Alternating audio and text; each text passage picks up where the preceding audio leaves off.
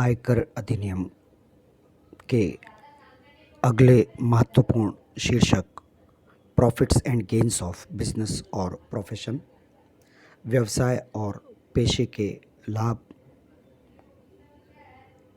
के इस प्रथम भाग में आपका स्वागत है।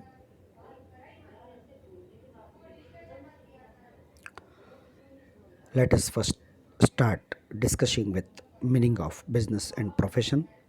सबसे पहले प्रारंभ करते हैं व्यवसाय और पेशे के अर्थ से। The tax payable by an SEC on his income under this head is in respect of the profits and gains of any business or profession carried on by him or on his behalf during the previous year. इस शीर्षक के तहत अपनी आय पर निर्धारित द्वारा देय कर किसी भी व्यवसाय या पेशे के लाभ और अर्जन के संबंध में है जो पिछले वर्ष के दौरान उसके द्वारा या उसकी ओर से किया गया हो। Business. The term business has been defined in section 2 subsection 13 to include any trade, commerce or manufacture or any adventure or concern in the nature of trade, commerce or manufacture. व्यवसाय शब्द को धारा 213 के तहत परिभाषित किया गया है, जिसमें व्यापार, वाणिज्य या निर्माण या व्यापार, वाणिज्य या निर्माण की प्रकृति में कोई अभियान या प्रतिष्ठान शामिल किया गया है।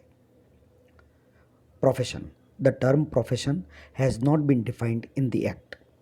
It means an occupation requiring some degree of learning. The term profession includes vocation as well. Section 236. पेशे शब्द को अधिनियम में परिभाषित नहीं किया गया है। इसका अर्थ है एक व्यवसाय जिसमें कुछ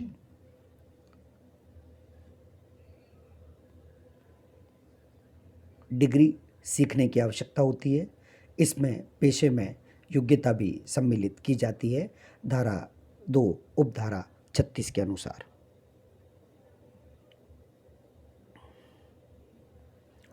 Thus, a painter, a sculptor, an author, an auditor, a lawyer, a doctor, an architect, and even an astrologer are persons who can be said to be carrying on a profession but not business. इस प्रकार एक चित्रकार, एक मूर्तिकार, लेखक, एक लेखा परीक्षक, एक वकील, एक डॉक्टर, एक वास्तुकार और यहाँ तक एक ज्योतिषी भी एक ऐसा व्यक्ति है जिन्हें पेशा करने वाला कहा जा सकता है, लेकिन व्यापार करने वाला नहीं। However, it is not material whether a person is carrying on a business or profession or vocation, since for the purpose of assessment, profits from all these sources are treated and taxed alike. हालांकि यह जरूरी नहीं है कि एक व्यक्ति व्यवसाय, पेशा या धंधा कर रहा है, क्योंकि इन सभी स्रोतों से होने वाले मुनाफे पर एक ही जैसा कर लगाया जाता है। अर्थात आयकर अधिनियम में कर लगाने के दृष्टिकोण से इन तीनों में किसी प्रकार का कोई अंतर नहीं है। Business necessarily means a continuous exercise of an activity. Nevertheless, profit from a single venture in the nature of trade may also be treated as business. व्यापार का अर्थ एक गतिविधि का सतत अभ्यास है, फिर भी व्यापार की प्रकृति में एक उद्यम से लाभ को व्यवसाय के रूप में भी माना जा सकता है।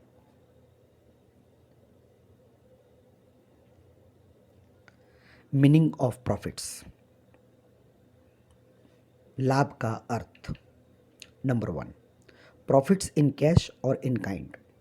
Profits may be realised in money और in money's worth, that is in cash और in kind.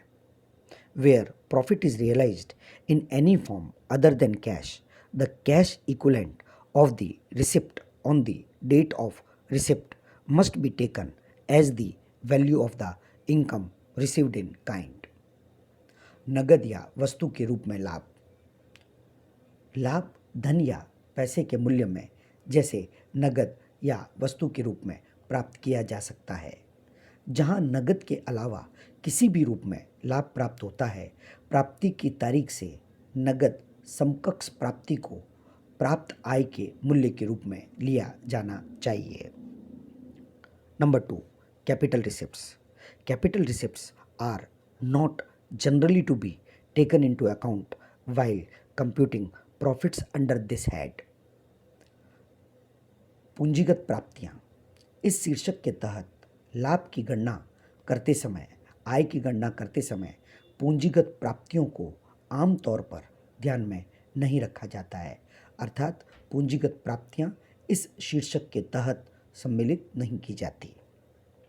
वॉल्यूंटरीली receipts, payments voluntarily made by persons who were under no obligation to pay anything at all would be income in the hands of recipient if they were received in the course of a business or by the exercise of a profession or vocation. Thus, any amount paid to a lawyer by a person who was not a client but who has been benefited by the lawyer's profession service to another would be accessible as the lawyer's income। स्वैच्छिक प्राप्तियां, स्वेच्छा से उन व्यक्तियों द्वारा किए गए भुगतान जिनको किसी भी चीज़ का भुगतान करने के लिए कोई दायित्व नहीं था, प्राप्तकर्ता के हाथ में आय होगी अगर वे किसी व्यवसाय के दौरान या किसी पेशे या उद्यम से प्राप्त किए गए थे। इस प्रकार किसी वकील द्वारा प्राप्त की गई कोई भी ऐसी राशि जो किसी ऐसे व्यक्ति ने दी है जो उस वकील का ग्राहक नहीं था, लेकिन जो वकील की पेशेवर सेवा से अन्यथा लाभान्वित हुआ, वकील की आय के रूप में मूल्यांकित किया जाएगा।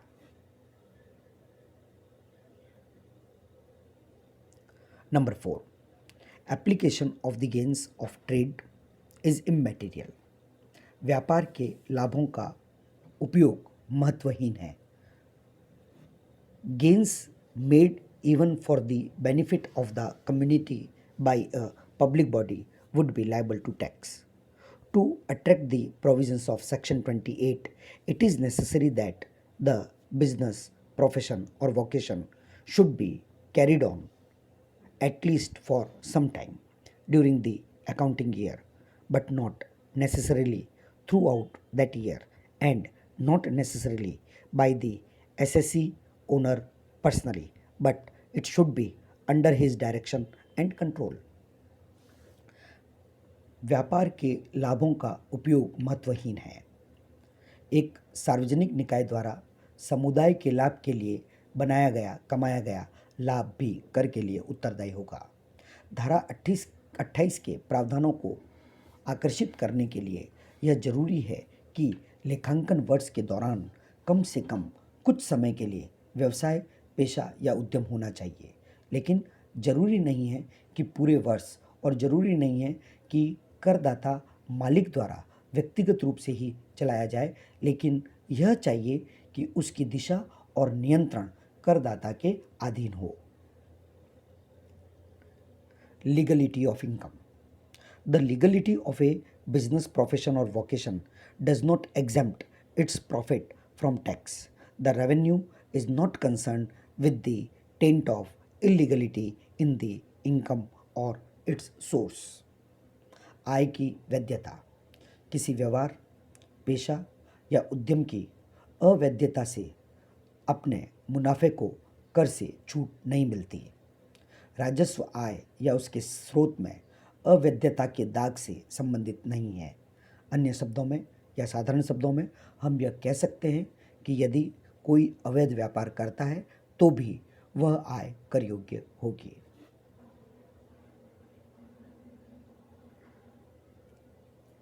Number 6, income from distinct business.